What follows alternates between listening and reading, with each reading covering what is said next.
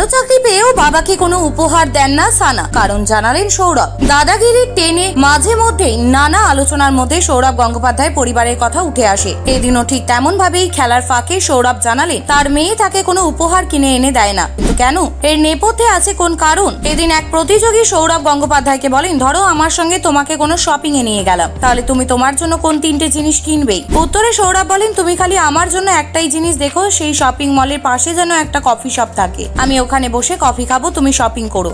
এরপর সেই প্রতিযোগী যখন জিজ্ঞেস করেন যে সৌরভ শপিং করেন না, উত্তরে দাদা জানিয়ে দেন যে না, সৌরভ শপিং করতে একদমই পছন্দ করেন না। স্ত্রী ডোনা গঙ্গোপাধ্যায়ের শপিং প্রীতি নিয়ে সৌরভ বলেন, ডোনার যা লাগে ও নিজেই কিনে নেয়, কেনার পর বলে এটা কিনলাম, ভালো, যে কিনেছে তার পছন্দ হলেই হলো। প্রতিযোগী জানতে চান সানা চাকরি পাওয়ার পর বাবাকে কি কি কিনে দেন। সৌরভ জানান সানা তাকে কিছু কিনে দেন না, কিন্তু তার নেপথ্যে রয়েছে বড় সড়ো কারণ। সানা একবার তার বাবার জন্মদিনে উপহার নিয়ে এসেছিলেন, কিন্তু বাবা সেই উপহার পছন্দ হয়নি, মেয়েকে উপহারটি পাল্টে দেওয়ার কথা বলেছিলেন। সৌরভের কথায় সানাকে বলেছিলাম, আমি দামি জিনিস দিলে এমন কিছু দে যা আমি ব্যবহার করতে পারবো, তারপর থেকে আর কিছু দেয় না। সানা বলে আগে তুমি পছন্দ করো, তারপর আমি গিয়ে সেটা কিনবো।